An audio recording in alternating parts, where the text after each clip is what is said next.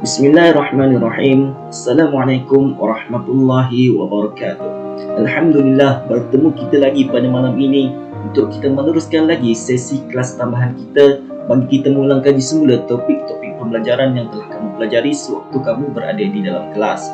Jadi pada malam ini kita akan mempelajari subjek sirah tahun 2 yang mana kita akan fokus daripada pelajaran kedua yang bertajuk keistimewaan Nabi Muhammad SAW. Jadi dalam tajuk ini kita akan fokus kepada tajuk kecil, iaitu kita akan fokus kepada sifat-sifat para rasul. Jadi sebelum itu saya harap kamu semua telah bersedia untuk kita meneruskan kelas kita pada malam ini, dan saya doakan mudah-mudahan kita semua diberikan kekuatan oleh Allah Subhanahu Wa Taala untuk terus bersemangat mencari ilmu yang lebih bermanfaat insya-Allah. Jadi sebelum kita memulakan kelas kita pada malam ini, mari kita membaca doa sebelum belajar terlebih dahulu.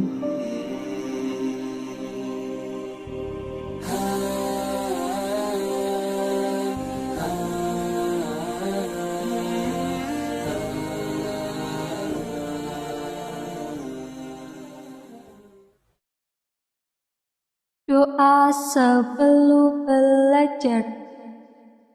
Bismillahirrahmanirrahim. Rabbi zidni ilman warzuqni fahma.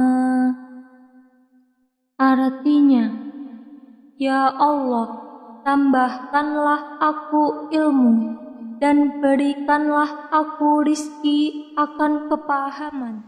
Amin. Okey, baik, jom kita mulakan kelas kita. Jadi saya minta kepada kamu semua untuk buka buku teks kamu Sirah Tahun 2 pada muka surat 43. Jadi pada malam ini kita akan mempelajari pelajaran kedua yang bertajuk keistimewaan Nabi Muhammad SAW. Jadi kita sebagai umat kepada Nabi Muhammad, kita wajib mencontohi segala akhlak mulia baginda Rasulullah SAW, sebagaimana dalam firman Allah Subhanahu Wa Taala di dalam surah Al-Ahzab daripada ayat 21, yang mana ayat tersebut berbunyi, A'udzu billahi minasy syaithanir rajim. لقد كان لكم في رسول الله أسوة حسنة لمن كان يرجو الله واليوم الآخر وذكر الله كثيرا. Sadaqallahul Azim.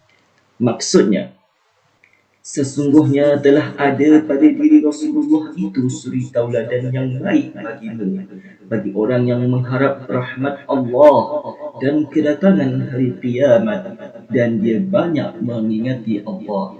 Surah Al-Ahzab ayat 21. Okey, baik. Sekarang mari kita lihat sifat-sifat Nabi Muhammad SAW. Allah Subhanahu Wa Taala telah mengutus Rasul untuk menyeru seluruh umat manusia. Apakah seruan Allah tersebut? Allah telah menyeru kepada seluruh umat manusia untuk menyembah kepada Allah Subhanahu Wa Taala. Jadi Allah telah menghiasi Rasulullah dengan sifat-sifat yang terpuji dan akhlak yang mulia. Jadi kita akan belajar pada malam ini iaitu sifat-sifat bagi para rasul. Ada berapakah sifat-sifat bagi para rasul yang perlu kita pelajari? Sifat-sifat bagi para rasul ada 3 bahagian, iaitu yang pertama, sifat wajib bagi para rasul. Yang kedua, sifat mustahil bagi para rasul. Dan yang ketiga, sifat harus bagi para rasul. Jadi ini adalah sifat-sifat yang perlu kita fokus dan perlu kita ketahui, dan kita juga sebagai umat Islam, kita wajib untuk beriman kepada perkara-perkara tersebut. Okey, jom kita pergi kepada bahagian sifat bagi Rasul yang pertama, iaitu sifat wajib bagi para Rasul. Ada berapa sifat wajib bagi para Rasul yang perlu kita ketahui? Sifat wajib bagi para Rasul yang perlu kita ketahui ada 4 sahaja, iaitu yang pertama, siddiq, artinya benar. Jadi kita sebagai umat Islam, kita wajib beriman dan percaya bahawa setiap Rasul mempunyai sifat yang benar. Jadi semua Rasul akan menyampaikan berita yang benar sahaja kepada seluruh umat manusia dan mereka tidak akan berbohong walaupun sedikit. Jadi segala perbuatan, segala perkataan yang terbaik pada diri Rasul adalah merupakan perkara yang benar. Kerana apa? Kerana setiap perbuatan, setiap perkataan yang keluar daripada mulut Rasul adalah merupakan wahyu daripada Allah Subhanahu wa taala. Sebab itulah para rasul mempunyai sifat siddiq, yang artinya benar. Okey, jom kita pergi pula kepada sifat wajib bagi para rasul yang kedua. Apakah sifat wajib bagi para rasul yang kedua? Sifat wajib bagi para rasul yang kedua ialah amanah, artinya jujur. Jadi kita juga sebagai umat Islam, kita wajib percaya dan beriman bahawa setiap Rasul mempunyai sifat yang jujur. Para Rasul akan jujur dalam segala perbuatan dan perkataan mereka. Para Rasul juga tidak akan pernah sama sekali melakukan kejahatan dan melakukan khianat dalam menyampaikan wahyu kepada seluruh umat manusia. Sebab itulah Nabi dan para Rasul juga mempunyai sifat amanah, artinya jujur. Okey, apakah sifat wajib bagi para rasul yang ketiga? Sifat wajib bagi para rasul yang ketiga ialah tabligh, iaitu menyampaikan. Jadi para rasul akan menyampaikan segala ajaran daripada Allah Subhanahu Wa Taala untuk disampaikan kepada seluruh umat manusia dengan penuh keikhlasan dan kesempurnaan. Jadi para rasul tidak akan menyembunyikan ajaran tersebut walaupun sedikit, malah mereka akan menyampaikan segala ajaran tersebut dengan penuh kesungguhan tanpa mengenal erti berputus asa. Sebab itulah para rasul mempunyai sifat tabligh, artinya menyampaikan. Okey, sekarang mari kita lihat pula sifat wajib bagi para rasul yang keempat. Apakah sifat wajib bagi para rasul yang keempat? Sifat wajib bagi para rasul yang keempat pula ialah fatanah, artinya bijaksana. Jadi setiap rasul merupakan seorang yang cerdik, pandai dan mempunyai hikmah. Jadi setiap rasul yang diutuskan oleh Allah Subhanahu Wa Taala tidak ada seorang pun yang mempunyai sifat kebodohan. Sebab apa? Sebab orang yang bodoh tidak layak sama sekali untuk menjadi seorang rasul. Sebab itulah rasul yang diutuskan oleh Allah Subhanahu Wa Taala mempunyai sifat fatanah, artinya bijaksana. Okey, baik. Jom sekarang kita pergi pula kepada bahagian sifat bagi rasul yang kedua, iaitu sifat mustahil bagi para rasul. Ada berapa sifat mustahil bagi para rasul yang perlu kita ketahui? Sifat mustahil bagi para rasul yang perlu kita ketahui juga mempunyai 4 perkara, iaitu yang pertama, kadhibu, artinya bohong. Kedua, khianatu, artinya tidak jujur. Yang ketiga, kitmanu, artinya menyembunyikan. Dan yang keempat, baladatu, artinya bodoh. Itu adalah sifat-sifat mustahil bagi para rasul yang perlu kamu ketahui.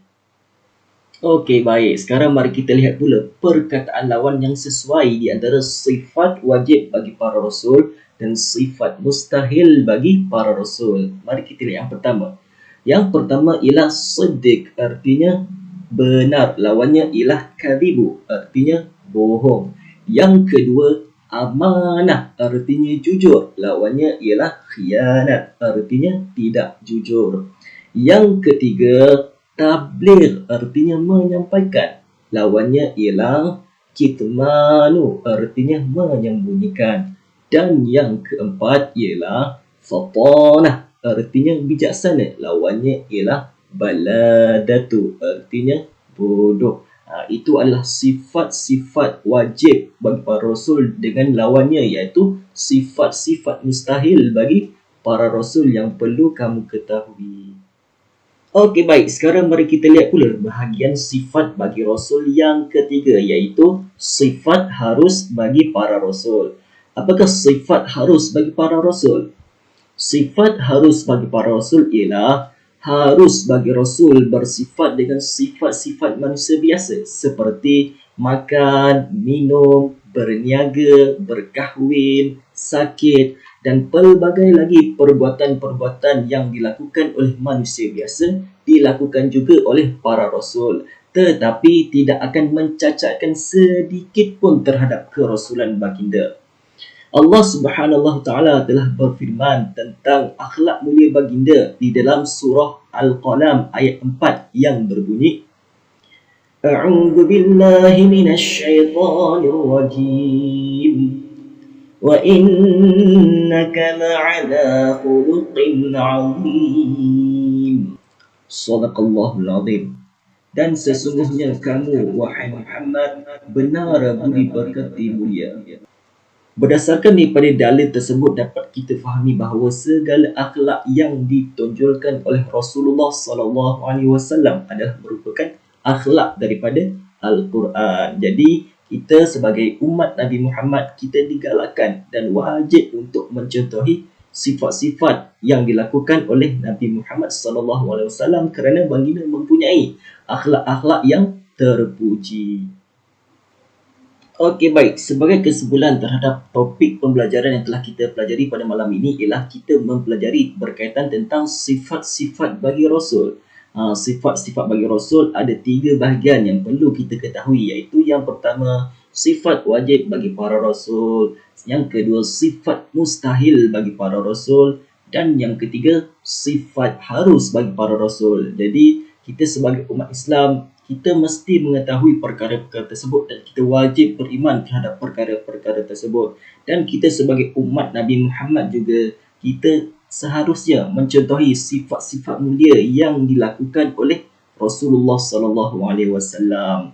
Jadi tidak rugi kalau kita mencontohi sifat-sifat baginda kerana sifat-sifat baginda mempunyai sifat-sifat yang sangat terpuji. Oleh itu, kita sebagai umat Nabi Muhammad seharusnya berbangga menjadi umat baginda Rasulullah SAW. Okey, baik. Alhamdulillah, sampai di sini dahulu kelas kita pada malam ini. Saya harap segala ilmu yang telah saya sampaikan kepada kamu akan menjadi manfaat dalam kehidupan kamu. Mudah-mudahan di akhirat kelak kita akan mendapat syafaat daripada baginda Rasulullah SAW, insya-Allah. Jadi kita tangguh dahulu kelas kita dengan wabillahi taufiq wal hidayah. Assalamualaikum warahmatullahi wabarakatuh.